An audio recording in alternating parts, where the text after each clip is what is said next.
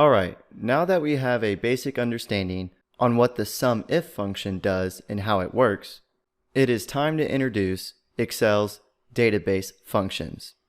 And the database function that we will be working with is the DSUM function, and D is short for database. So to begin, let's duplicate this SUMIF setup for our DSUM function. I'm going to select these cells, Control C for copy, come over here and Control V for paste, and then change this heading to DSUM.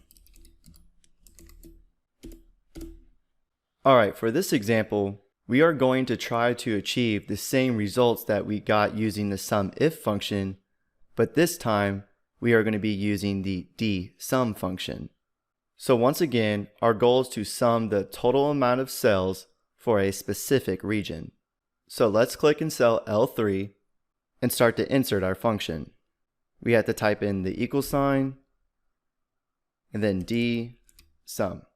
I'm going to give this function a double click and then come up next to our formula bar and click the FX button to open up our function arguments window.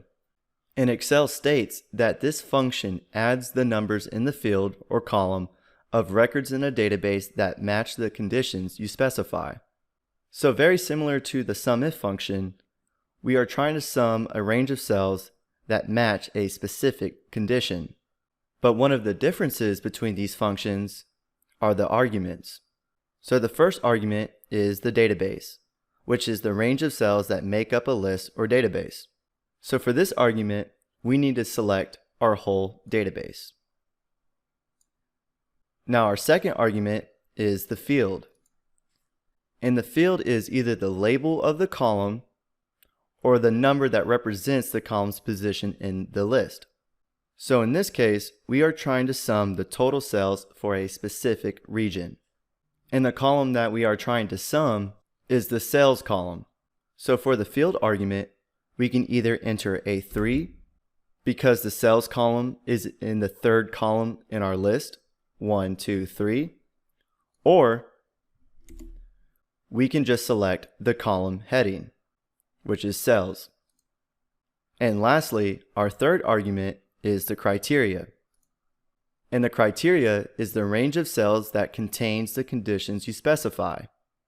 The range includes a column label and one cell below the label for a condition. So what does that last part actually mean?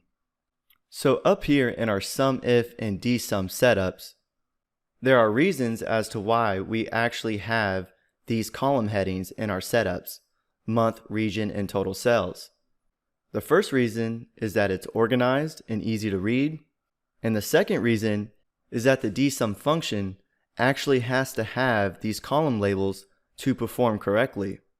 So for the criteria, we actually have to select our column label and one cell below the label for the condition. Now that we have all of our arguments filled out, we can click OK. And currently, it's giving us a total cell of $73,630. And if we select our sales column and look at our status bar, we can clarify that these totals match. The reason why it's summing the whole sales column is because we haven't specified the region yet. So if we come up to cell K3 and type in the West region, now our total comes out to be $12,513. I'm going to apply the accounting format to this cell to make it a little bit easier to read. Now to double check to make sure that this function is working properly, I'm going to come over to the regions column, select our drop down, and apply the filter to the West region. Then select our cells column, and the status bar shows a sum of 12,513.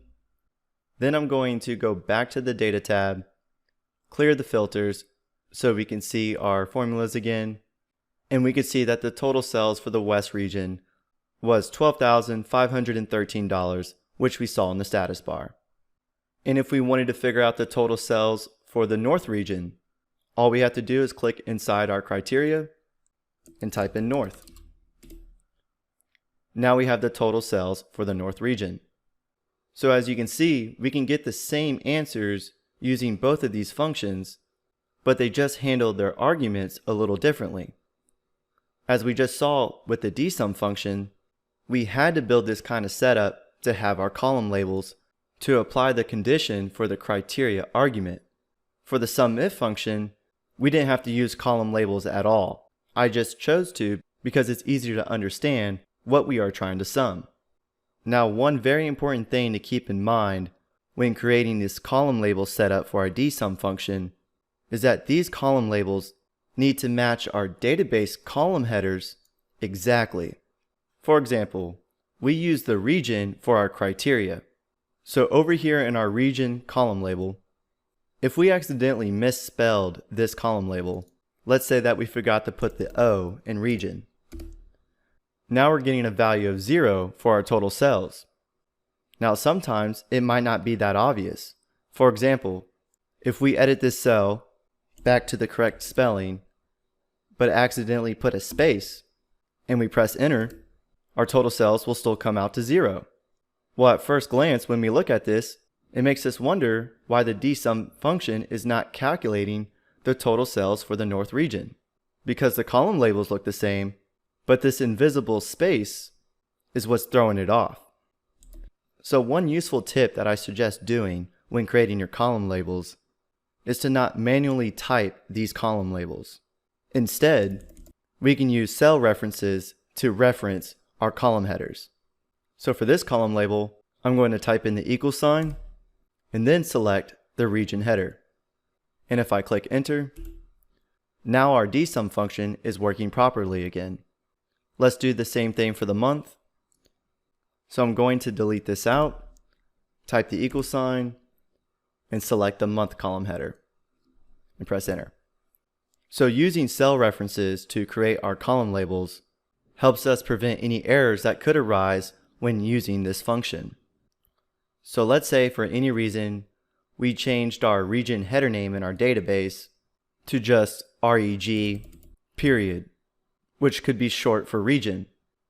Well, if we click enter, it still didn't mess up calculating the total sales for the North region, because now that we have a cell reference in place in our column labels changed to whatever we put inside of our column headers in our database.